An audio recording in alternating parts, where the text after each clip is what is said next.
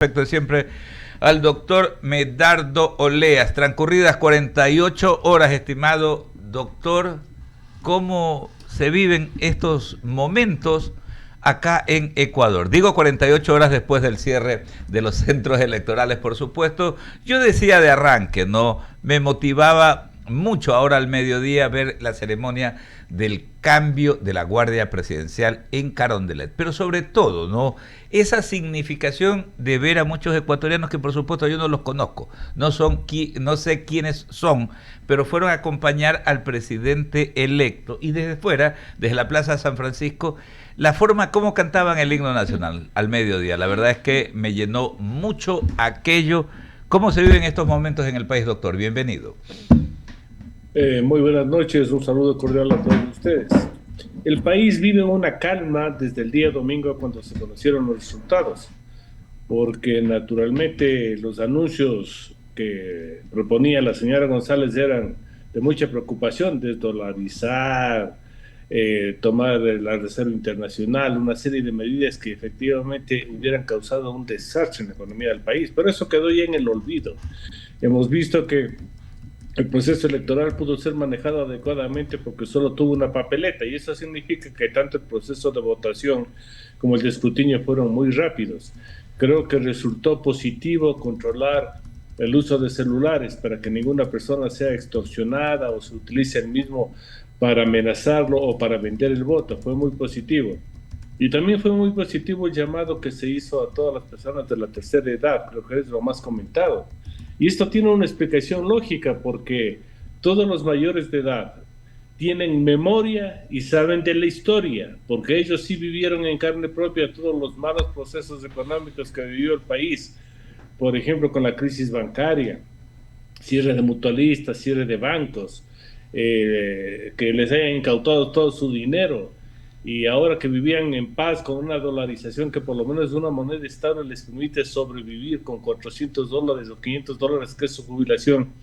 Eso les preocupó demasiado porque el decir que mañana vamos a tener el sucre nuevamente y que se van a tomar las reservas, eso hizo pensar a todos los adultos mayores qué es lo que iba a pasar con sus ingresos y sus gastos.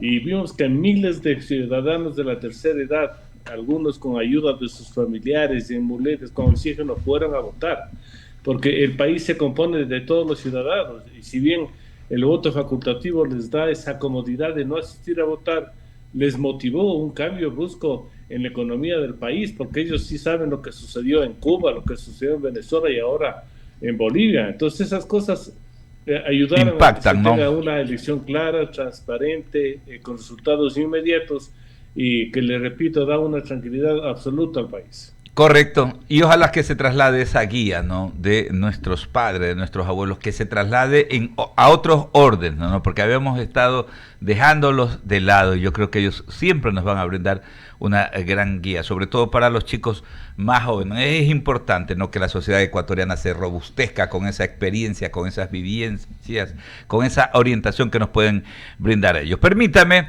que Amanda Hidalgo continúa con la entrevista. Amanda. Buenas tardes, doctor Oleas, qué gusto saludarlo. Bienvenido a la cabina de I99. Muchas gracias por aceptar la invitación.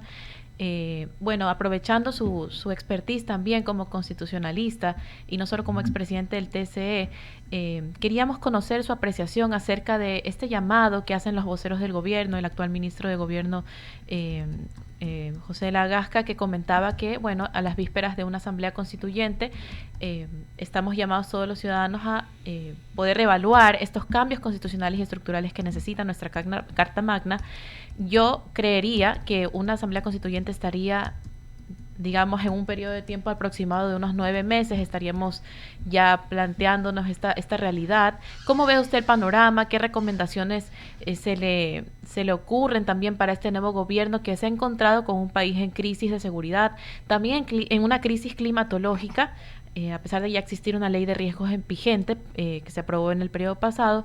Así que queríamos conocer esas apreciaciones, ustedes de su experiencia que ha podido vivir, digamos, otros procesos constitucionalistas también, o de asamblea constituyente, de transformación del Estado y la estructura del Estado. Un llamado a una asamblea constituyente tiene que tener un nuevo esquema, no el esquema tradicional, porque con el esquema tradicional vamos a tener una asamblea constituyente igual que la asamblea nacional que tenemos ahora. Por ventaja, quien hace el estatuto de convocatoria de la asamblea es el convocante, en este caso el presidente. Yo había manifestado que para evitar la manipulación de los sectores que ahora están en oposición, se convoca a una asamblea constituyente constituida por un constituyente por provincia, con excepción de Pichincha y Huesca, que pondrían 3-3. Es decir, que nosotros tendríamos a 30 constituyentes, y cuando se elija un constituyente por provincia, es indudable que se va a elegir al mejor hombre de esa provincia, y no van a entrar en bloque una cantidad de gente que ni siquiera se les conoce, porque la votación en plancha provoca eso. Entonces, con 30 constituyentes, a los cuales también yo pondría como pregunta que se les obligue a tomar como referencia la Constitución del 1998 con algunas modificaciones que los actualice. Eso serviría como una buena guía para evitar las novelerías, para evitar las irresponsabilidades, la creación de nuevas instituciones. Tenemos que volver a las instituciones tradicionales, Corte Suprema de Justicia y las 3 funciones del Estado. Desaparece el Consejo de Participación Ciudadana, desaparece el Consejo de la Judicatura, desaparece el Consejo Nacional Electoral, y se implementan una serie de planteamientos muy lógicos y coherentes. ¿De qué nos ha servido, por ejemplo, la soberanía energética? Rimbombante declaración que nos deja sin luz porque no permite que un inversionista privado pueda invertir en electricidad o pueda implementar la nueva tecnología que hay, como es la energía solar, la eólica, la geotérmica, que nos permita que inviertan en petróleo, porque si no están por reventar ya esos pozos que tenemos ahora por falta de mantenimiento. Cambiar totalmente el esquema de manejo de lo que es la distribución del Estado. ¿De qué ha servido, por ejemplo, que por ley les demos a los GAT, municipales y provinciales, un porcentaje del presupuesto del Estado, cuando hay poblaciones que no tienen agua potable? Entonces, poner en la Constitución que si los GAT no invierten en agua potable, alcantarillado, recolección de basura, que es lo básico para el saneamiento ambiental, no pueden utilizar en otros recursos, ni en fiestas, ni en carros.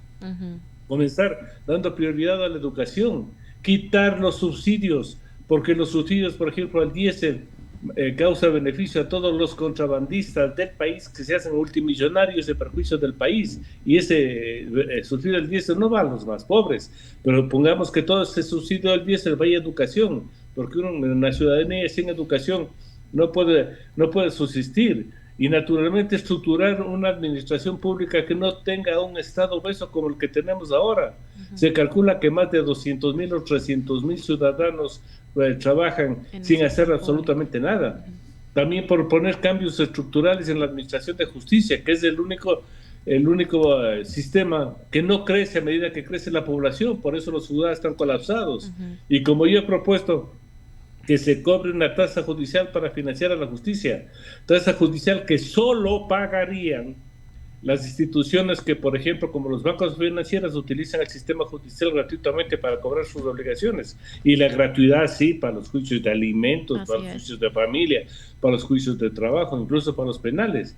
Entonces se puede estructurar una constitución que permite el desarrollo del país. Es decir, doctor, quizás nosotros podríamos encontrarnos en un punto en el que ya probamos este modelo que se propuso en el pasado, en la Constitución del 2008, y no hablar en términos de regresar a la Constitución del 98, porque los derechos alcanzados no pueden ser regresivos, conservar aquello que pueda ser bueno, que se adapta a las nuevas modalidades del mundo globalizado, la preservación del ambiente, etcétera, pero sí la desaparición de instituciones que han contaminado de política el sector público, devolverle al Parlamento la capacidad de nombrar a las autoridades, que bueno, que hemos podido ver todos. Es evidente que el Consejo de Participación Ciudadana no ha podido cumplir ni siquiera esa mínima tarea que podría decirse que es la única y más importante. Tenemos una cola de autoridades que no han podido ser nombradas por esta ineficiencia, y coincido con usted en que esta nueva ingeniería constitucional debe venir de las mejores mentes, deben estar llamadas las mejores mujeres y hombres que conozcan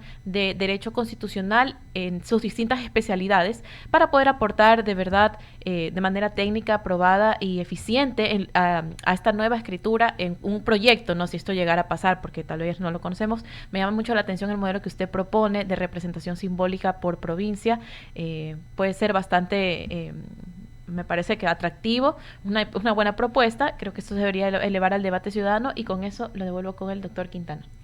Gracias, estimado doctor. Sin lugar a dudas, ¿no? El tema de la constituyente tiene que ser manejado con prontitud, ¿no? Con prontitud, con diligencia. Fue justamente pues puesto en el tapete del análisis de la discusión nacional, pues, y ahora pues hay mucha expectativa con aquello, pero lo importante sería no quedarse. Lo de la representación hay que debatirlo, hay que analizarlo rapidito, y hay que evitar demoras, ¿no? Porque no podemos entramparnos, el país no puede esperar. Ya decíamos que en lo económico, por ejemplo, es importantísimo que el presidente sobre la picada vaya tomando decisiones, que la sociedad en su conjunto también vaya estando sintonizada en este tema. Y viendo también desde el punto de vista práctico, ¿no? Dónde debería ser hasta el sitio, más allá de que el presidente había dado a conocer que tal vez Riobamba era una buena sede, esto por el tema tradicional que hay con la capital del Chimborazo, ¿no?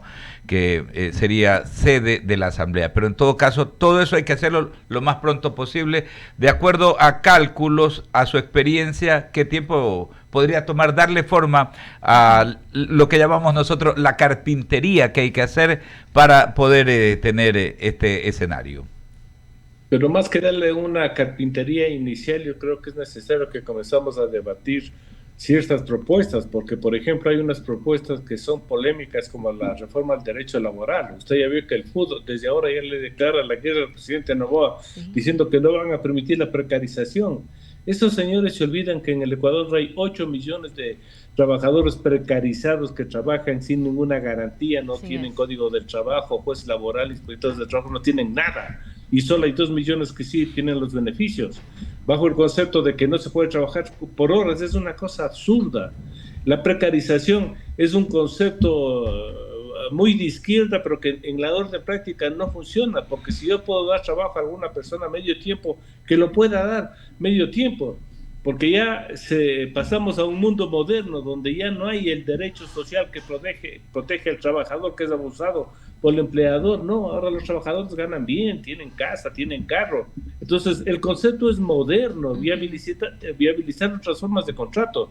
Entonces los grandes temas como esto de la inversión privada en las áreas que ellos llaman estratégicos, la reforma laboral, la reforma de la justicia, tienen que debatirse con profundidad y tienen que conocer, porque estructurar en sí un proceso de convocatoria a Asamblea Constituyente no es complicado. El estatuto lo hace, se lo presenta, se lo hace calificar por la Corte Constitucional, y nosotros en unos 3 meses, 4 meses podríamos ya estar convocando a una convocatoria asamblea.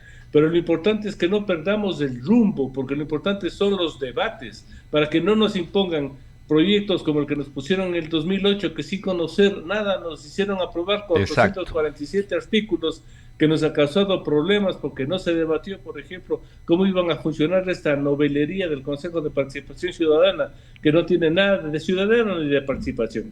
Entonces, yo estoy preparando una serie de temas para entrar al debate, para justificar el porqué de las posturas, para demostrar que si cambiamos el Código de Trabajo sí vamos a dar más acceso a una cantidad de gente al sistema formal. Por ejemplo, hablar del IES. Señores, el IES es un seguro, tiene que funcionar como un seguro. No puede ser que el IES se le utilice para dar servicio gratuito a los hijos de los afiliados. Eso no puede suceder jamás.